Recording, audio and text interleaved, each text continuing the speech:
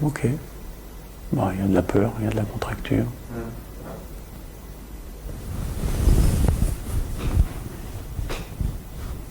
Respire avec.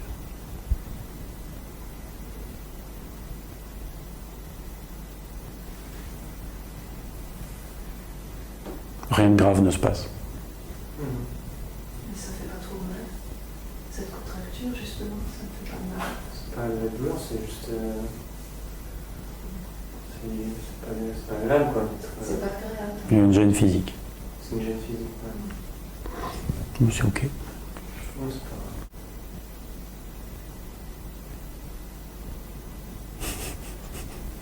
Mais vous voulez dire qu'il faut l'accepter pour le dépasser ou quoi? Non, c'est même trop ça. Il n'y a personne qui peut l'accepter. Oui, pourquoi accepter ce qui fait mal? Tout à l'heure, vous parlez d'acquiescement, de toute façon. Donc, l'acquiescement, évidemment, il est salvateur.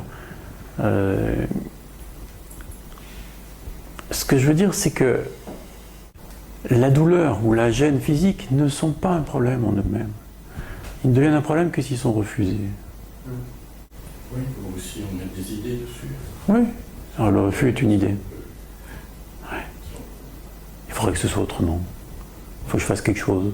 Qu'est-ce qui m'arrive? Ça peut être une inquiétude, ça peut être... Il faut qu'il y ait des pensées autour pour que ça devienne un problème. Sinon, la douleur en elle-même n'est pas un problème. Même les douleurs fortes. Et en fait, ce que je propose de façon générale, c'est de regarder justement, regarder ce qui est là, ce qui arrive. Et s'il y a une contracture, ben, il y a une contracture.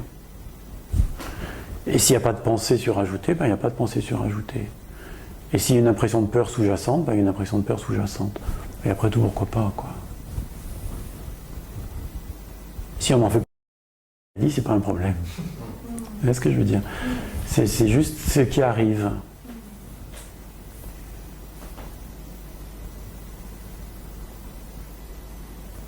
Parce qu'il y a l'idée que il faudrait que tout aille bien toujours. Mais où est-ce que c'est écrit? Ouais, ben d'où vient cette idée que, je sais pas, on devrait être heureux, on devrait être... D'où vient cette idée qui finalement nous fait partir en recherche, en quête, etc. Parce que c'est comme bon, une idée qui est issue d'une certaine vérité. Sur un autre plan. Notre essence originelle, c'est vrai, comme ça, voilà. Notre essence originelle, on disait qu'elle était amoureuse. C'est peut-être ça qui nous C'est le souvenir. Tu es le bonheur même. Voilà, donc alors évidemment, quand on ne ressent pas le bonheur, ça appelle au bonheur, parce que même si on ne l'a jamais connu dans cette vie-ci, on l'est. Donc forcément, il y a un appel. Et cet appel, il passe par plein de choses. Il passe par la santé physique, quand je serai en bonne santé, je serai heureuse, quand j'aurai une belle voiture, je serai heureuse, quand j'aurai un mari et des enfants, je serai heureuse, etc., etc. Quand j'aurai fini ma recherche spirituelle, même combat. C'est juste la recherche de bonheur qui se déplace sur un autre objet. Mais ce qui n'est pas vu, c'est que ce ne sont que des objets. Et que le bonheur n'a rien à voir avec les objets. Il est antérieur à tout objet. Mais que serait un bonheur conditionnel, qui serait conditionné à l'existence ou à l'inexistence d'un état de santé, à la présence ou à l'absence d'un problème physique ou d'un problème dans le monde ou de je sais pas quoi, ce serait pas le vrai bonheur. Mais par contre, le vrai bonheur ne peut pas être conditionné par un objet. Donc par la santé physique. Il ne peut pas être concerné par la santé physique, psycho-émotionnelle, ou par l'état dans le monde, ou par je sais pas quoi. Par la pensée. Ou par la pensée. Le bonheur n'a rien à voir avec tout ça. Par le moi, Ouais. Et ça, finalement, bon, bah, tu vois que ça peut reposer sur une croyance, une fausse croyance, de penser que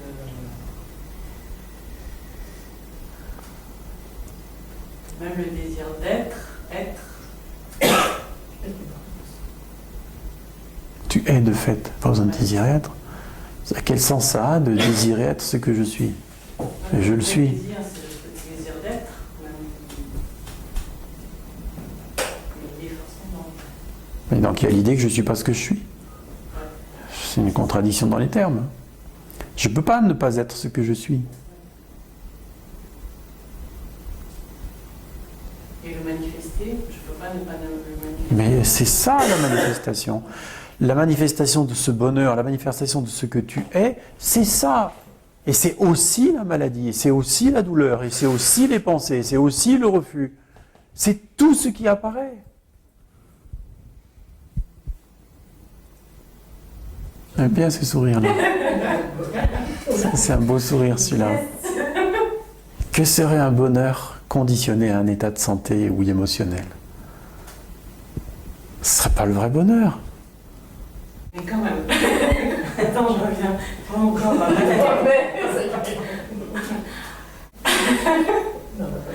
Résistons encore un peu. Ouais. La joie. Jouons encore un peu. La joie vécue. Je souris plus que tout à l'heure, par exemple. Non, ça me va. Mais mentalement, ouais, j'ai comme un peu de mal à croire que c'est comme si, dans mon esprit, refléter la joie, c'est plus proche de la réalité, de son essence, que de refléter la maladie. Pour moi, c'est, enfin, mentalement. Et tu t'imagines que tu ne peux pas refléter la joie quand tu es malade. Ben, Ce qui est faux. alors explique-moi. Il n'y a pas à expliquer, c'est une expérience directe.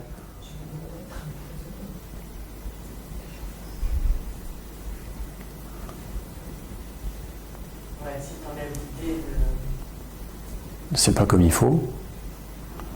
Il reste juste la maladie, il reste juste la douleur éventuellement. C'est pas ça. Et de toute façon, c'est une expérience comme une autre. Si elle n'est pas étiquetée négative, Ouais, c'est vrai que je l'ai vécu avec une émotion, par exemple, je sais pas, de la tristesse ou un truc comme ça. ben oui, C'était- à la fois la tristesse pleinement vécue et à la fois le bonheur que je suis. Oui, c'est pareil. C'est pareil, c'est les deux simultanément.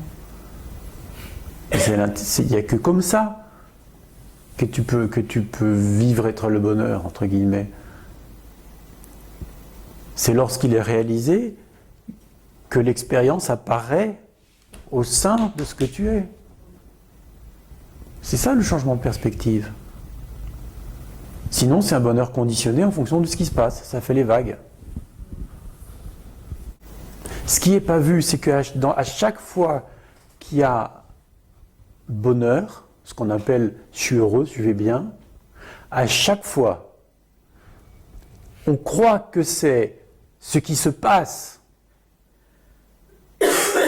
qui crée ce bonheur. Alors qu'en fait, le voile est retiré. Le bonheur n'apparaît pas grâce à un événement heureux ou prétendument tel. Il est dévoilé parce qu'au moment où il y a le bonheur, il n'y a plus de pensées qui viennent discuter avec ce qui arrive. Par exemple, tu es scotché par la beauté d'un paysage. Oh, ce paysage me rend heureuse. Ou bien est-ce qu'à ce moment-là, il y a un arrêt de la pensée et donc le bonheur se révèle. On croit que c'est l'objet qui apporte le bonheur. En fait, l'objet fait que le mental s'arrête un moment et le bonheur est ressenti. C'est très différent. Et en fait, le bonheur, il est tout le temps là. Simplement, quand il y a des pensées qui sont crues, il n'est pas ressenti. Mais il est quand même là en fond.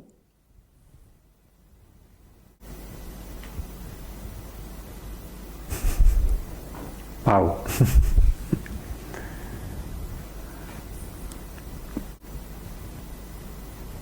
Et lorsque les pensées ne sont pas crues, lorsque les pensées ne sont plus crues, qu'il y ait maladie, douleur, problème dans le monde ou je ne sais pas quoi, le bonheur, Donc la pensée, Il est là en fond, vécu, enfin ressenti plus ou moins fort, mais il est là. la pensée que ça doit être manifesté, c'est faux, c'est une pensée. Mais il est manifesté tout le temps, mais tu ne le vois pas. Il est manifeste en permanence, sinon il n'y aurait rien ici, mais tu ne le vois pas. L'idée Ouais, c'est l'idée que ça doit être manifesté. L'idée que ça doit être conscientisé à chaque seconde est un piège. C'est une idée, c'est du mental qui empêche de le voir, enfin de le ressentir en plus. Il y a un effort. Et puis il y a une quête, il faut que je le cherche. Quel objet va m'apporter le bonheur que je cherche ?